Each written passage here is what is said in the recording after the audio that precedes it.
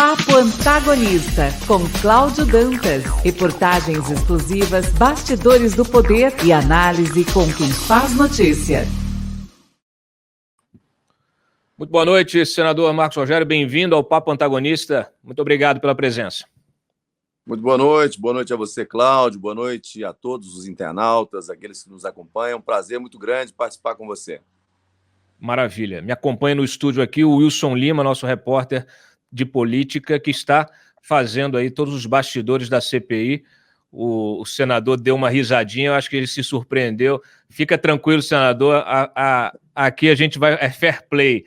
A entrevista vai correr no fair play. Não, a risada tem é porque... que se preocupar só com o chat. O nosso chat ele não perdoa ninguém, o pessoal do chat. Não, o sorriso aqui é porque é o seguinte, alguns dos colegas aí do antagonista, em razão de algumas situações que exigem cautela, está um pouco distante do dia a dia do Congresso, mas ele não, ele está lá o tempo todo. Essa semana, ele está lá, ele é nosso escravo padrão, está todo dia lá, dorme lá. Deixa eu já abrir a nossa conversa aqui com a seguinte questão. O Ciro Nogueira, perdão, ele disse a banqueiros que a CPI não vai dar em nada. Como é que é isso, senador? Não vai dar em nada, então para que a gente vai ficar gastando energia, recurso público, tempo dedicado a essa CPI? O senhor que tem uma posição aí mais governista, né? Me corrija se eu estiver errado, nesta comissão, e aproveito para logo na sequência te pedir um balanço desta primeira semana. Foi aprovado um plano de trabalho, pelo visto não vai dar em nada esse plano de trabalho também, seguindo aqui as palavras do Ciro Nogueira. Cláudio, primeiro é o seguinte, eu acho que a CPI, eu desde o início dizia que essa CPI nesse momento seria inoportuna em razão do cenário em que nós estamos, o cenário de pandemia, quando você tem todos os esforços voltados, ou devem estar voltados, para o enfrentamento à Covid-19. E aí você, às vezes, tem que trazer para dentro da seara de defesa, para o campo de defesa, quem está no ataque, no enfrentamento à pandemia, não é o melhor dos cenários. Você há de convir que, nesse momento, muitos daqueles que estão dentro do Ministério têm que tirar tempo para se organizar, para planejar a participação, inclusive, do ministro e de quadros do Ministério no fornecimento de informações técnicas, informações de ações, eventuais omissões do Ministério da Saúde ao longo desse processo. Então, esse é um aspecto. Agora, CPI é um instrumento de controle político da administração e que serve, sobretudo, às minorias nos parlamentos. Ela é legítima, né? E como houve uma ordem judicial para se fazer nesse momento, então tem que se fazer. Eu penso assim, se quiserem fazer uma CPI seletiva, parcial, realmente ela vai ficar devendo à sociedade brasileira. Agora, se ela cumprir os propósitos que foram estabelecidos nos dois requerimentos, porque um tem foco nas ações do governo federal e o que aconteceu no Amazonas, e o outro requerimento, que teve um número maior de assinatura de senadores, quer uma investigação completa, né, com foco nas ações do governo federal, bem como o que aconteceu no Brasil inteiro, porque não podemos perder de vista que bilhões e bilhões de reais foram gastos para o enfrentamento à pandemia através dos estados e municípios. De que forma esse dinheiro foi usado? Como foi usado? Né? Cumpriu a finalidade? Não cumpriu? Houve desvio? Há denúncias de corrupção. Então, eu acho que a CPI ela cumpre um propósito e tem que cumprir, porque senão realmente é rasgar dinheiro, é desvio de finalidade, se ela perseguir justamente esses aspectos, né? Como foi a atuação do governo federal e como foi também, e como está sendo também a atuação dos governos estaduais e municipais. Eu acho que ela tem um papel fundamental. Eu não acho que ela não vai dar em nada. Ela pode não dar em nada se aqueles que a compõem quiser conduzir para um processo de blindagem de parte dos possíveis investigados. Senador, como é que o senhor acorda todo dia, se olha no espelho e resolve defender o governo Bolsonaro? De onde o senhor tira força para isso? Olha, não se trata de defender o governo Bolsonaro ou defender esse ou aquele outro governo. Cláudio, a primeira vez que eu vejo uma CPI no Congresso Nacional em que o foco dela, em que o objeto de de questionamento não é corrupção, né? Há pouco tempo atrás, a gente era acostumado a ver CPI, eu estava na Câmara no mandato anterior, e toda CPI que tinha era corrupção na Petrobras, corrupção nas estatais, dinheiro desviado, dinheiro do BNDES financiando obras e serviços ao redor do mundo, menos no Brasil. Esse era o lance das CPIs que aconteciam até bem pouco tempo atrás. Então, hoje, críticas contra o governo sempre vai haver, né? O governo não acerta sempre, vai errar. O presidente Bolsonaro, obviamente, que tem o estilo dele, o jeito Bolsonaro de ser. E o povo brasileiro, quando votou no Bolsonaro, não queria transformar o Bolsonaro em Fernando Henrique.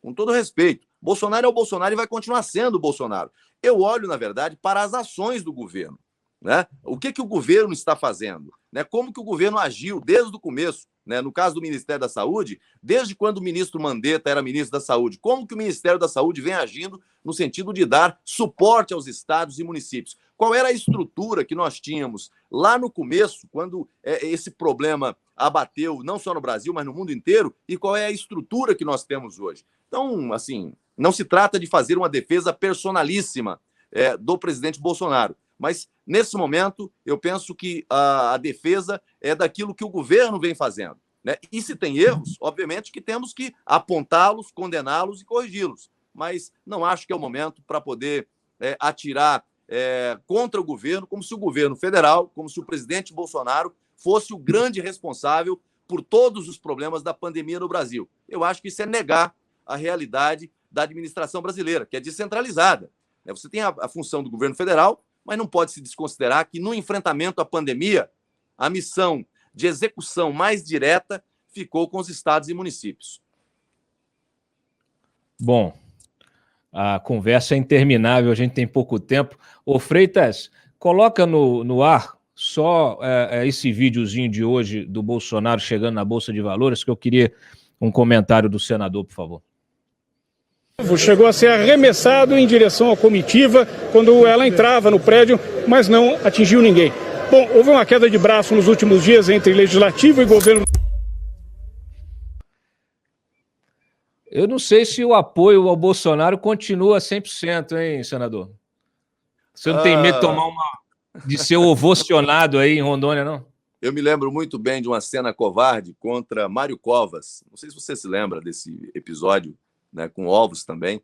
Aliás, quem está na vida pública está sujeito a manifestações de quem é a favor e de quem é contra. Isso faz parte. É lamentável, porque não num regime democrático, essa não é uma ferramenta, né? Isso é um atentado contra uma autoridade pública. Você tem os meios. Na democracia, você tem os meios, né, de controlar tanto os atos quanto a presença dos governantes. Daqui a pouco tem oportunidade. É no voto que o eleitor decide quem ele quer governando e quem ele não quer. Não é através de atos de hostilidade, de violência, de agressão, né?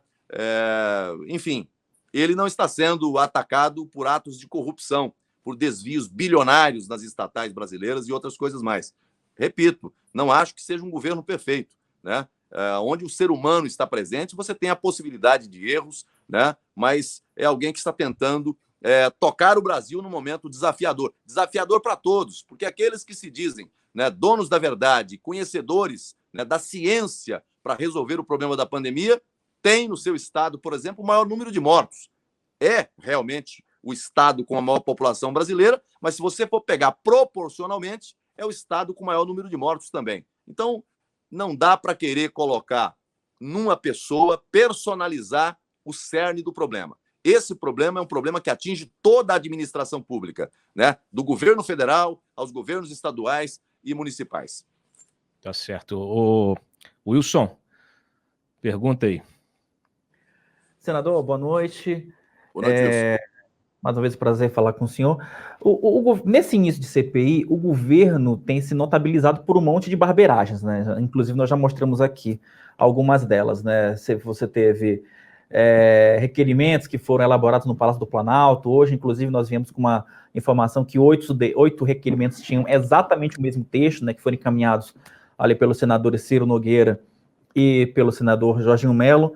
E o senhor já comentou que o governo tem falhado muito na articulação política, né? Como é que se faz a defesa de um governo que comete alguns erros básicos numa CPI que vem com que você tem de um lado Renan Calheiros, você tem Omar Aziz, quer dizer, você tem uma tropa, você tem muita gente boa ali na frente, quer dizer, boa, né, para se criar constrangimento, né? Como é que se faz a defesa do governo nessa situação? E segundo, senador, queria aproveitar para tocar na questão do plano de trabalho. Existe alguma possibilidade de judicializar a CPI ou de se criar algum embaraço jurídico para a CPI por conta do plano de trabalho ter sido apresentado depois do início dos trabalhos e da aprovação dos requerimentos iniciais? Olha, assim, primeiro você tocou numa questão que eu mesmo sendo da base do governo, mesmo sendo um vice-líder do governo, eu questionei isso no começo, né? O governo perdeu o time inicial para articular a sua base dentro do Senado e a composição da CPI acabou sendo uma composição majoritariamente contra o governo. Isso é um fato, a ausência de articulação na hora certa. Tem coisa que se você perder o time, depois é mais complicado para você contornar. Agora, a CPI está instalada, né, os membros estão já todos indicados, é preciso que cada um cumpra o seu papel. O que eu espero é que, independente de se governista ou oposição ou independente, né, todos estejam em busca da verdade, esteja ela onde estiver. O que nós não queremos é uma CPI parcial. O que nós não queremos é uma CPI seletiva, que foca apenas no governo federal e que já tem um enredo todo pronto, tem uma narrativa toda pronta e que só quer usar a CPI para confirmar aquilo que já é de domínio dos seus integrantes, aquilo que já é a convicção dos seus integrantes. Quem ouviu alguns discursos de membros da CPI no início, falando em genocídio, fazendo comparações, inclusive com grandes nomes aí que a sociedade conhece, assim, me parece algo muito claro de um pré-julgamento, de uma pré-concepção. Eu acho que isso não é bom. A CPI ela deve partir justamente em busca dos fatos, né? Buscar o que aconteceu no governo federal, o que aconteceu nos governos estaduais, né? Onde foi parar o dinheiro, o que foi feito com ele, se foi aplicado devidamente, se indevidamente, se houve desvio, se houve corrupção. Fato é que nós estamos perdendo milhares de vidas de brasileiros e brasileiras e a gente precisa dar uma resposta à sociedade. Agora, essa resposta não pode ser uma resposta parcial, não pode ser um enredo encomendado, não pode ser uma conspiração planejada. Isso não pode. Se a busca pela verdade é a meta da CPI, eu acho que nós temos caminho. Com relação à questão do plano de trabalho, primeiro que o plano de trabalho não foi aprovado, né? O plano de trabalho não foi apresentado na primeira sessão e ficou para ser apresentado na sequência e na próxima semana a gente deve discutir esse plano de trabalho. Se ele é um indicativo, né, seja do relator, seja do presidente, ele não vincula os membros da CPI, porque o que vincula é aquilo que é aprovado no colegiado ou aquilo que está no regimento. Primeiro, a regra é a regra constitucional, a regra legal, infralegal. Então, é preciso ver. O plano de trabalho vai ser discutido, vai ser votado? Eu creio que sim. Né? Ontem eu vi declarações dizendo que não, que o plano de trabalho só foi apresentado, mas não precisa de ser votado. Se ele não precisa de ser votado, ele não legitima, né, a sua existência no âmbito da comissão. Eu acho que os demais membros vão ter a oportunidade de discuti-lo na próxima semana e aprovar um plano de trabalho, que é, na verdade, uma norma, né, onde busca-se a convergência no encaminhamento das soluções ou da busca de soluções para os trabalhos da comissão. Senador, o senhor mencionou essas investigações dos recursos federais aplicados nos estados. Eu concordo que tem que ser investigado. Nós aqui, nós fazemos nosso trabalho jornalístico já denunciamos diversos desvios aí envolvendo esses recursos aplicados nos estados. Agora, esse é um trabalho que existe uma atribuição para esse trabalho, que é a da PGR. Está lá a Lindora Araújo fazendo o seu trabalho.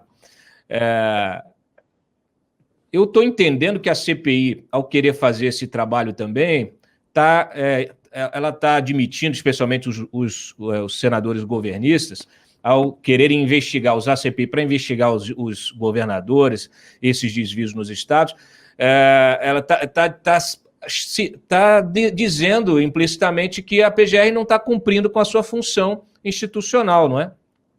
Não, Cláudio, eu penso diferente. Eu acho que cada instituição cumpre o seu papel, cumpre a sua missão. É claro que a Procuradoria-Geral da República tem um papel relevante, né? É o titular da ação penal. Agora, em outros tempos, quando nós tivemos a CPI do Mensalão, quando nós tivemos a CPI da Petrobras e tantas outras, dos bingos e tantas outras, você tinha investigação também no âmbito da Procuradoria-Geral da República, né?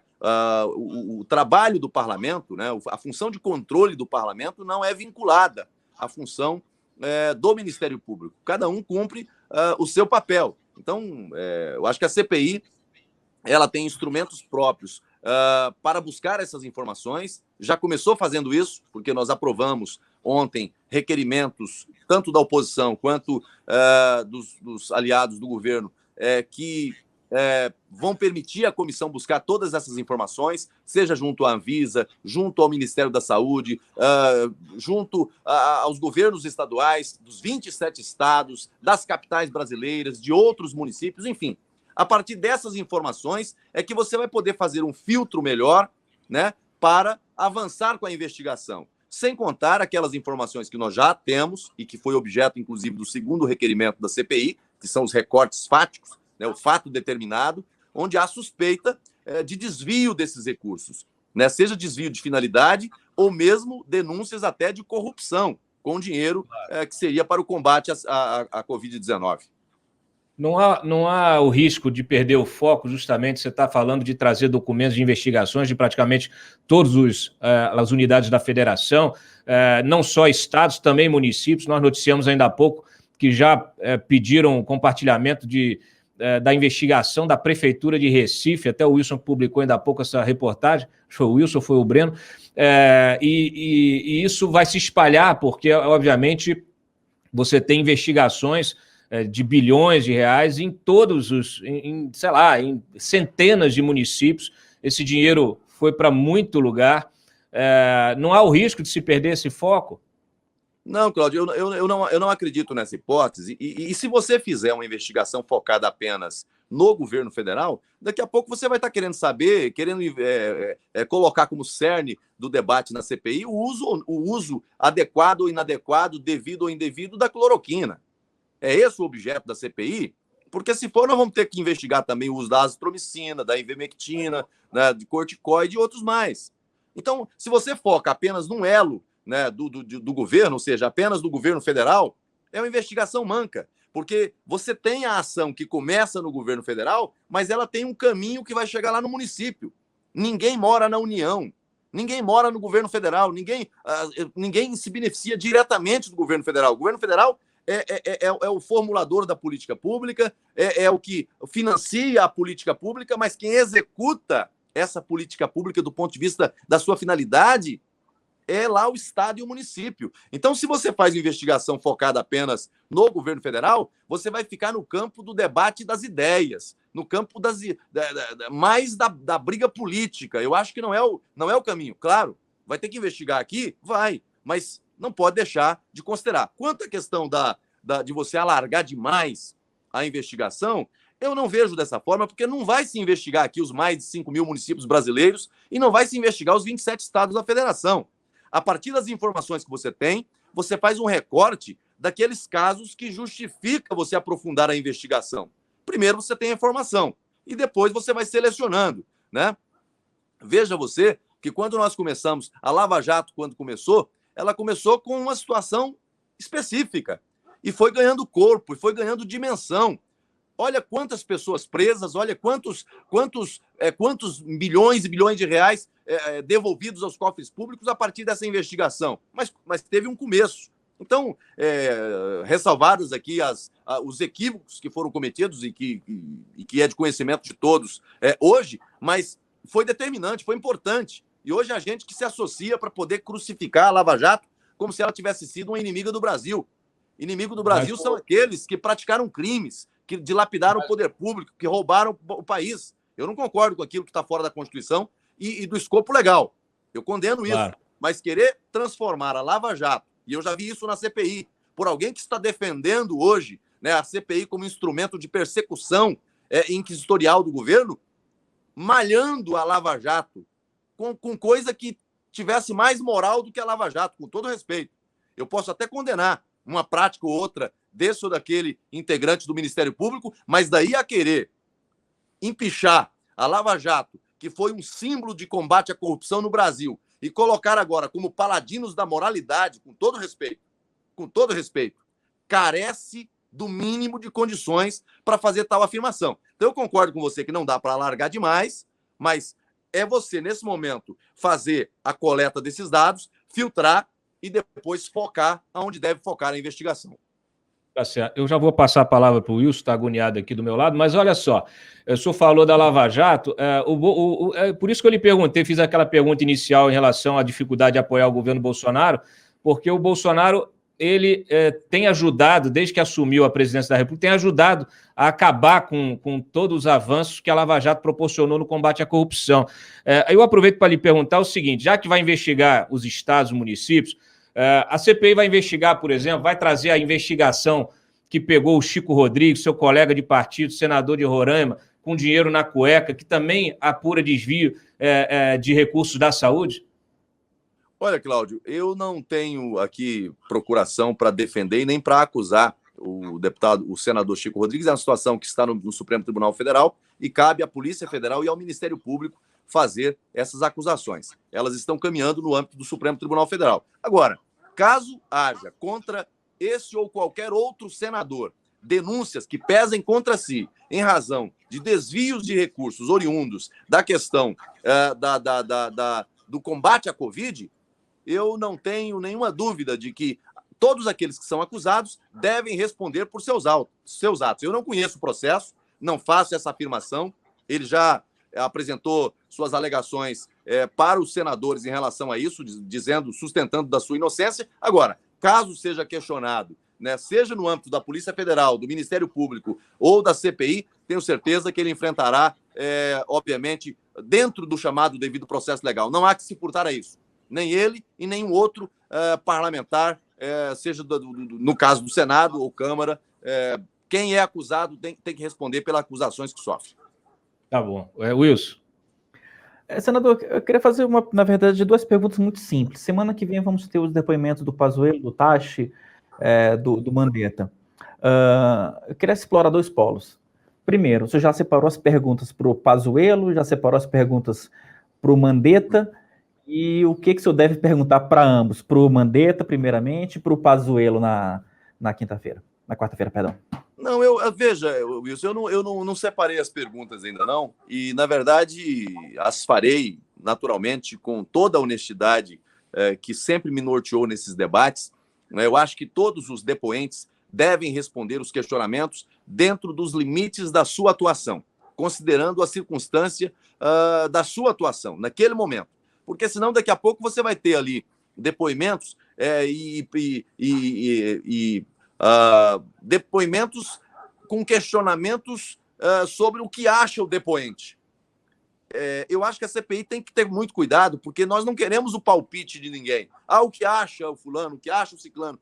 Isso é muito ruim. E é ruim dos dois lados. Né? É ruim dos dois lados. Se você for questionar isso em relação à questão de medicamento, você vai ter o que acha do lado de cá e o que acha do lado de lá. Né? Então, como é que eu acho que deve ser, né, o depoimento, os questionamentos em relação aos ministros? É questionar em relação à sua gestão. Né? Quem iniciou os trabalhos? Né? Quando iniciou, com as informações que tinha, as providências que foram tomadas. Né? Houve interferência, não houve interferência? Houve coordenação, não houve coordenação? Sabe? Se limitar ao tempo de gestão de cada um. Né? Eu não estou interessado em saber o que pensa para frente, porque o objeto da CPI é investigar fato determinado e do passado. CPI não aponta nem para o presente nem para o futuro. Obviamente que o seu resultado vai ter como consequência construção de soluções que visam o futuro. Mas eu não posso, na instrução do processo, agir como se eu estivesse querendo explorar de alguém que está aqui dando um depoimento futurologia. Porque esse não é o papel da CPI. Eu estou batendo nessa tecla desde o começo e há muita gente querendo usar a CPI do ponto de vista político eleitoral. Isso é muito ruim. CPI, ela tem rito próprio, ela tem critérios para a apuração dos fatos. se quiser misturar o papel da CPI com o papel da comissão de acompanhamento aos trabalhos da Covid, eu acho que aí é perda de foco, é perda de perder a objetividade. O senhor tem, o senhor falou de uso eleitoral, o senhor tem pretensão de concorrer ao governo de Rondônia agora em 2022, não? Eu tenho dito, Cláudio, que nesse momento o foco total é em cima das ações de enfrentamento à Covid-19. Eu tenho ficado muito em Brasília, tenho até ido menos ao estado de Rondônia, então essa questão é uma questão que não passa pela minha cabeça nesse momento. Claro que as disputas eleitorais, as discussões em torno do tema acontecem nas pré-convenções, que ainda vai ser o ano que vem, mas nesse momento não é esse o meu projeto. Tem uma dúvida que sempre ocorre aqui com o pessoal do chat, os nossos espectadores, os nossos leitores, que tem a ver com os repasses das emendas parlamentares. O senhor já conseguiu levar agora nesses 2 anos de governo Bolsonaro, o senhor já conseguiu levar quanto de emendas para o seu estado? Tem senadores e senadores, alguns que criticam, não pode ter repasse, não pode ter recurso extra. Olha, o que eu consegui de recurso extra para levar para o meu estado, pode ter certeza que vou brigar muito para levar. Esse ano ainda não, porque o orçamento acabou de abrir, né, foi sancionado agora há pouco tempo, não houve tempo ainda para a gente conseguir a alocação de recursos para os nossos estados esse ano. Mas o ano passado eu consegui liberar uma boa quantia de emendas para o estado de Rondônia. Não tenho aqui o número total, mas graças a Deus, eu acho que os 52 municípios de Rondônia, nós temos 52 cidades, todas elas receberam recursos do senador Marcos Rogério. Bom, eu tenho aqui uma notícia que o senhor até publicou, que saiu, né, na imprensa local de janeiro. O senhor tirou uma foto com o pessoal lá com a emenda aqui de 20 milhões para Ji-Paraná, né? Ji-Paraná. Mas não foi só isso, não. Eu devo ter liberado mais de 50 milhões para Rondônia. Mais 50 milhões. Bom, esses 20 milhões estavam destinados aqui à pavimentação asfáltica. Se a gente for lá em Ji-Paraná, vai encontrar as ruas todas asfaltadas? Não, porque a indicação foi feita no ano passado, né? Você tem o caminho até que essas obras sejam efetivadas. Você tem a indicação, você tem o empenho, você tem o pagamento, você tem a licitação para contratação, ordem de serviço aí que começa. Mas primeiro é preciso aprovar o projeto de engenharia para pavimentar, mas o recurso está empenhado. O senhor não teme? Essa é uma dúvida que eu coloco até para o senhor aqui, que eu vejo muito esse dinheiro, às vezes, não chega na ponta, acaba sendo desviado, às vezes pela prefeitura, às vezes no Estado, a secretaria, a empresa contratada. O senhor não acha que seria importante que o senador, que o deputado, que o parlamentar ficasse responsável por essa aplicação até a ponta, já que ele é que destina esse recurso, ele pudesse acompanhar isso e ser responsabilizado caso esse dinheiro não seja aplicado? Olha, é uma sugestão. Ô, Cláudio, na verdade, primeiro eu parto de uma outra premissa. Eu penso assim, que o parlamento deveria cumprir a função só parlamentar, né? Mas nós temos um sistema híbrido, né? As emendas parlamentares, os recursos extras, é uma cultura que o Brasil vem adotando há muito tempo, né? Você tem razão em relação a essa questão de você não ter a ação final, você não controla. Quem controla isso é o executivo municipal ou estadual. Agora, hoje, com todos os sistemas de controle da administração, é muito difícil para um município ou para o estado desviar o recurso. Quando o projeto é mal elaborado, ele não tem a liberação do financeiro, né? Quando há problemas na licitação, não há homologação dela pelo ministério que você está aportando o recurso. Com exceção de algumas situações que você ainda tem Brasil afora, em que a administração dessas emendas passa, né, por empresas, por mecanismos onde o controle é um pouco mais difícil, no meu caso, eu direciono diretamente para os municípios do estado de Rondônia. Há muito controle. Há controle do Tribunal de Contas do Estado, Tribunal de Contas da União, CGU, né, além dos próprios órgãos dos ministérios. É muito difícil, não vou dizer que não acontece, mas é muito difícil você ter casos de desvio desses recursos que são carimbados em emendas federais. Bom, não sei se eu posso concordar, porque a Polícia Federal está aí fazendo investigação no Maranhão, pegaram lá um esquema também que envolve até senador. Mas eu agradeço muito a sua participação. Eu ouvi até que o seu colega do Amapá, direcionou lá para o Amapá mais de 1 bi. Eu fiz os meus cálculos aqui, o senhor falou 50 milhões para Ji-Paraná, mais para 50 municípios. O senhor deve ter passado de 2 bi de emenda. Não.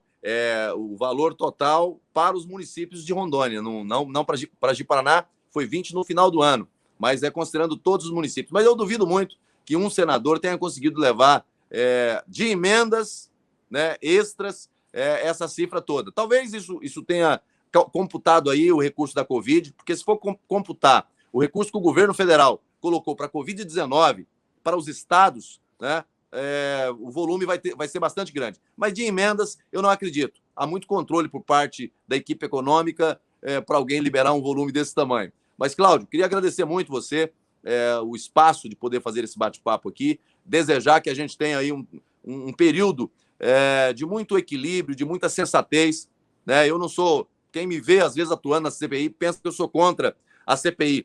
Né? Eu não sou contra, eu sou a favor da CPI, sou a favor da investigação.